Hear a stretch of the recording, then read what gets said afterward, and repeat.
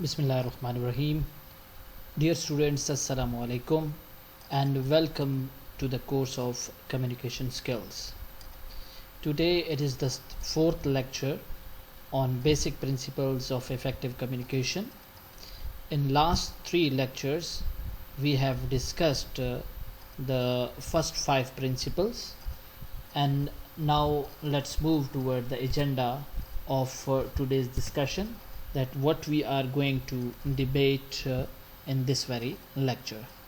So first of all, I will give you the introduction of sixth principle, that is the principle of courteousness, and then we will see that how we can produce that courteous tone in our message that can influence the reader or receiver. Along with that, I will give you examples of courteousness. Then we will move towards another principle, that is the last principle of effective communication, the principle of coherence. In this I will again give you some examples, and you will then have a better understanding when I will conclude this lecture. Let's move towards the general introduction of the 7C's of effective communication. As I told you earlier, that in the first lecture I have given you the introduction of effective communication, and then we move toward the first principle, that is the principle of conciseness. In the second lecture we discussed in detail the principle of clarity and the principle of correctness. In third lecture we discussed the principle of concreteness and the principle of completeness. Today it is the last lecture on these basic tenets of effective communication, and inshallah in this lecture we will discuss the principles of courteousness and the principle of coherence. So let's move towards the first principle, and that principle is principle of courteousness. The word courteousness stands for politeness, good manners, civility. I will give you a bit introduction that how we can make a message courteous, and how we can bring that good manners, civility, and we can remove the rudeness from the message, that turn the message into a courteous message. This principle, the principle of courteousness, it basically tells us that how should we communicate, and how should the sender show and demonstrate that regard and reverence to the audience or the receivers. To achieve this principle in communication, the sender should remain civil, gracious, respectful, and refined.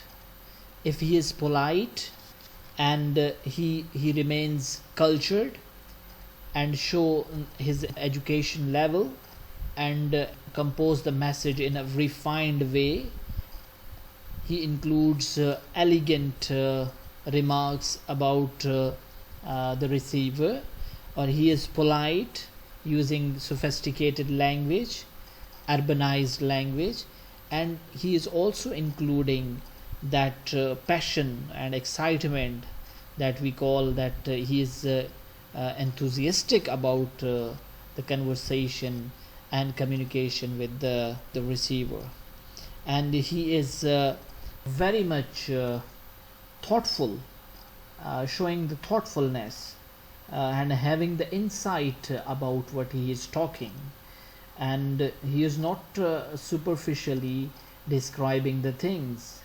That includes that taste of courteousness in the message. In addition to that, if he is honestly expressing his views that I have covered here under the heading of sincerity. If he is sincere, if he is showing sincereness, if he is truthful and straightforward in his discussion, then his message will be courteous.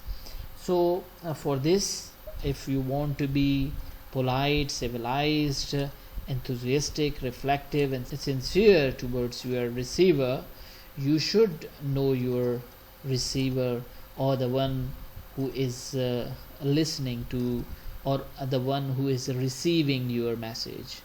So knowing audience that permits you to utilize those statements of good manner and civility that turns the whole concept, and receiver starts having and developing good relation with the sender. So now let's move towards the further explanation of this topic. In this I will tell you that true courtesy, that if you want to show courtesy, it does not mean that you include the words like please and thanks. True courtesy that involves that you are aware of the viewpoint, the outlook, what is the point of view of the receiver. If you are aware of these very things, if you know the perceptions, if you know the inclinations of the receiver, that is the true courtesy. Just including some words does not turn your message a sincere and courteous message. So courtesy that comes out from sincere attitude, that approach and outlook which you shows to the receiver, that is the actual thing. If you are sincere in your approach, if your outlook is sincere, if your position and stance is honest and truthful, and you are straightforward in your point of view, position and mindset, then that message will turn into a courteous message. So as I told you earlier, that it is not emotionless inclusion of these mechanical words like please and thank you. It is more than that. So we see that sometime we include and we use generally accepted mannerism in the conversation, that is in the form of courtesy, but I will suggest you that you should have the better understanding of the perceptions and viewpoint of the receiver. Then you will be courteous in your communication. So instead of that, as I told you, just to mechanically introduce and add or incorporating the words of politeness, we should show that special regards, and we should show the concern. We bother about position of the receiver. So courteous communication produces extraordinary type of an unusual type of tone in writing and speaking that is very different from the normal message. When you are using courtesy, and if that is true courtesy, then you will see that the tone you are using in your message will be very different from the normal message. Now let's move towards another slide. As I have already told you in the discussion of last slide, that being courteous means when the sender takes care of the feelings, of the outlook and the stance and position of the receiver.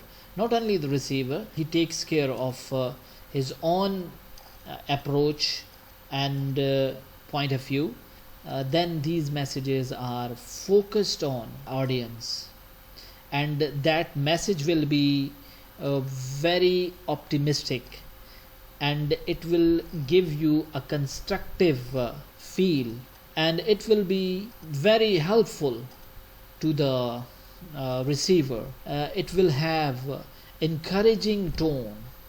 It will affirm the demands and concerns of the receiver. This message, that is the courteous message, that will be unbiased, it will be impartial, it will have balance, and its impact will be neutral. You will see that it addresses each and every issue in a very fair way, and you will see no prejudice in this very communication. So now let's move toward that point, that how can we generate that courteous tone. Here I have included some suggestions for creating a courteous tone, and these very principles and these very suggestions are very helpful in producing that tone of courtesy. So the first principle or the first suggestion is that we should be sincere and tactful, thoughtful and appreciative. What does it mean? That we should remain honestly diplomatic. It means that if you are tactful and diplomatic, you should be honestly and earnestly tactful in your communication. And the second thing is that you should show the kindness, care and unselfishness towards the receiver.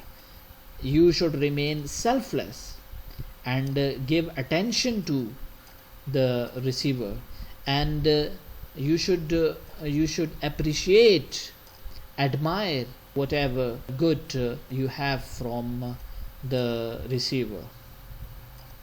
So another thing that is very important thing, that we should employ that language that demonstrates respect and reverence for the others. If we select non-discriminatory words, then our communication will generate that courteous tone.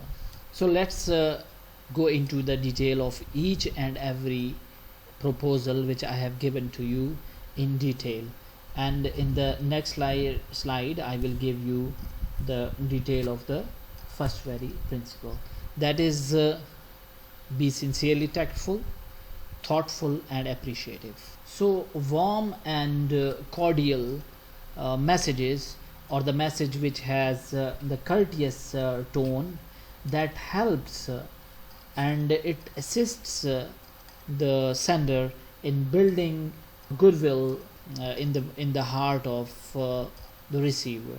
So how can he achieve this very thing? By using such type of language that shows high opinion, that shows reverence and admiration for the audience, for the receiver. In this message he avoids offending communication.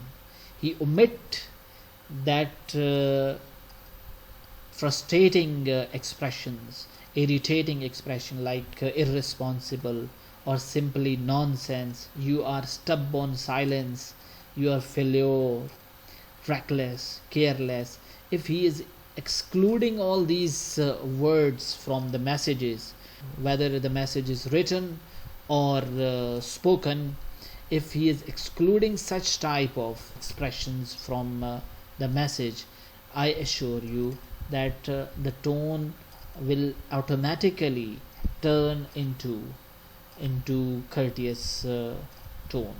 And so that is the first principle or tenet of this very rule.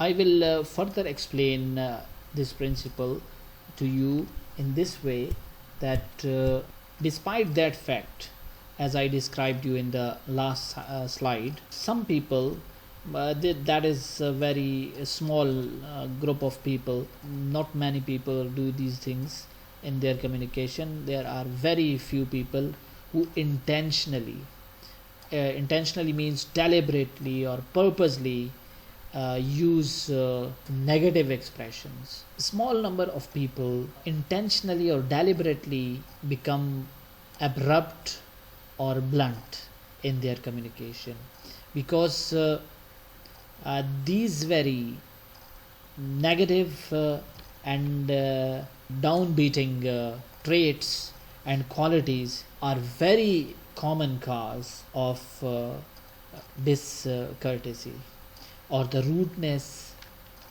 in the message. If you are able to avoid expressions, as I mentioned in the left hand column below in this very table, you can see that I have given some expressions in the left hand column.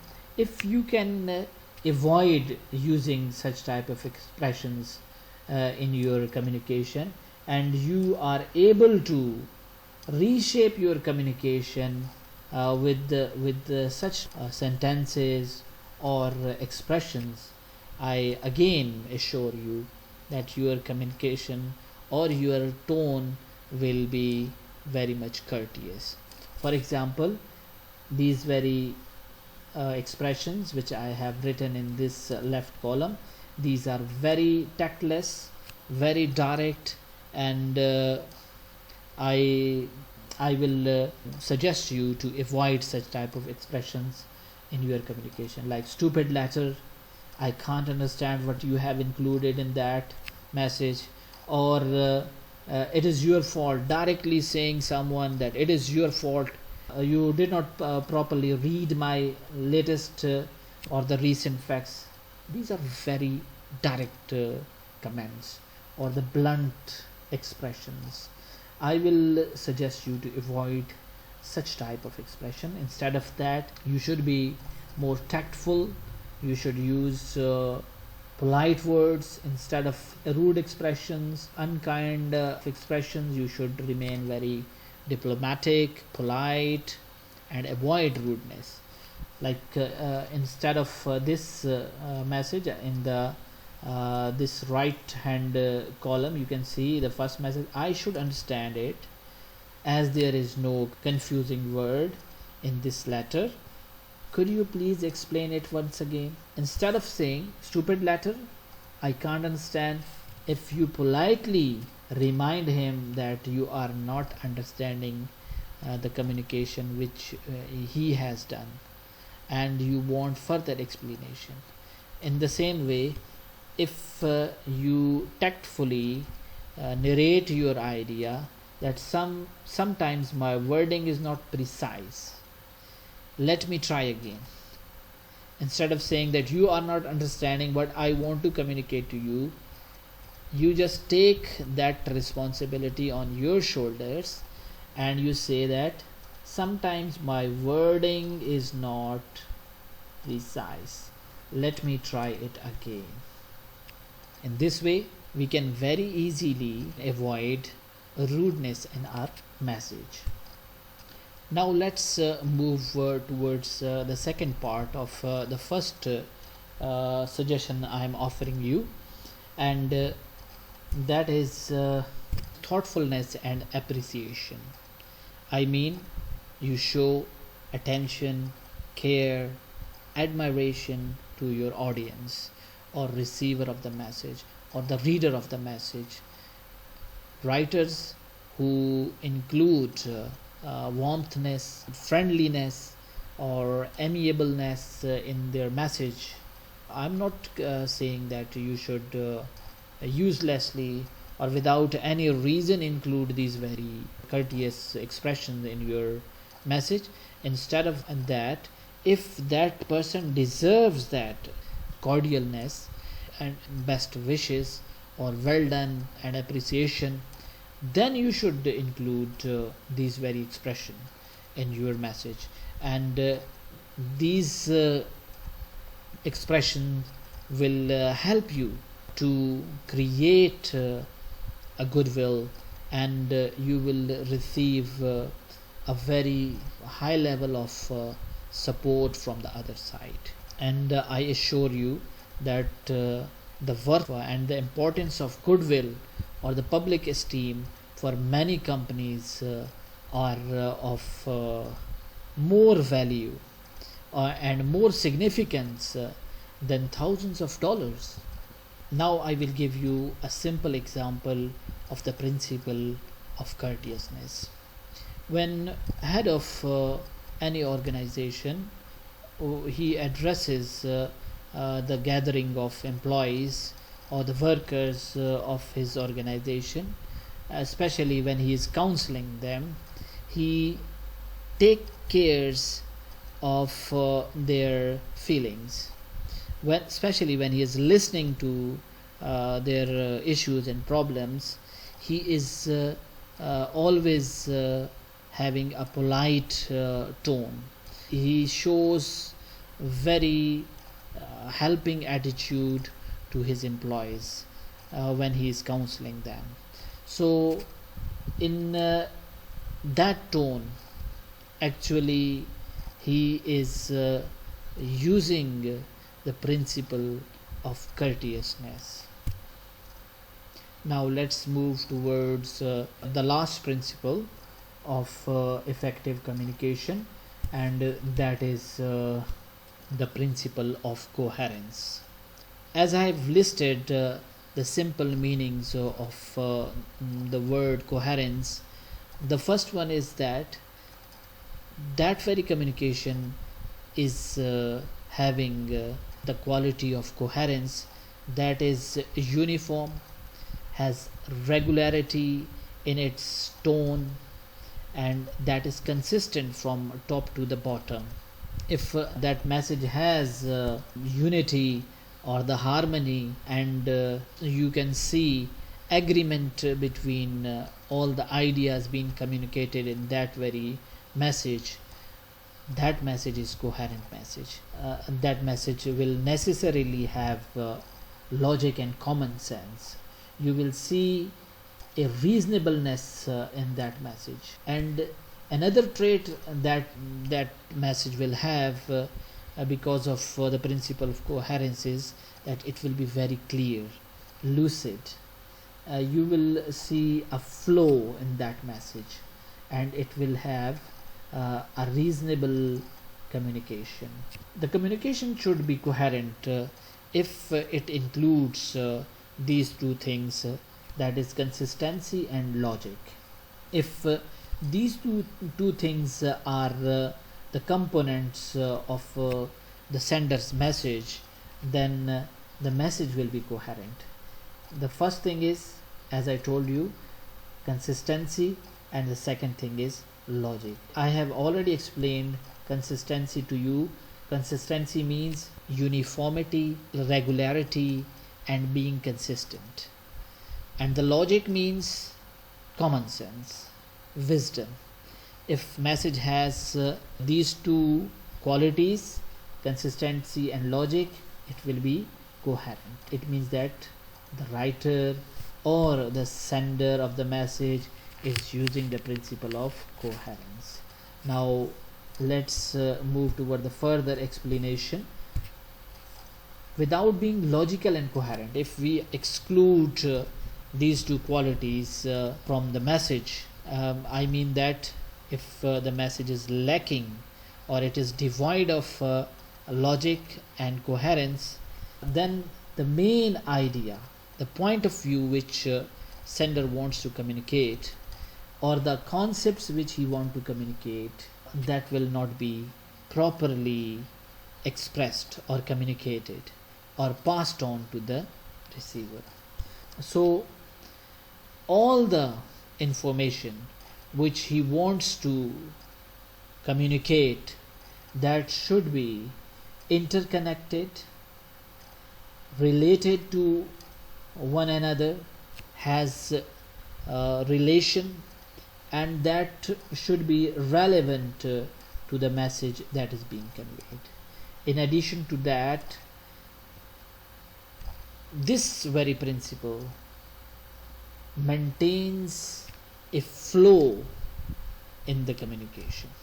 Now I will give you example of the last principle, and that is when there is a change in the policies or the rules of an organization, or if an organization wants to change the course of action or modifies the course of action of his policies, the HR head, he communicates that very modification or the change by sending an email to the workers. This very communication consists of the logic of informing the new changes.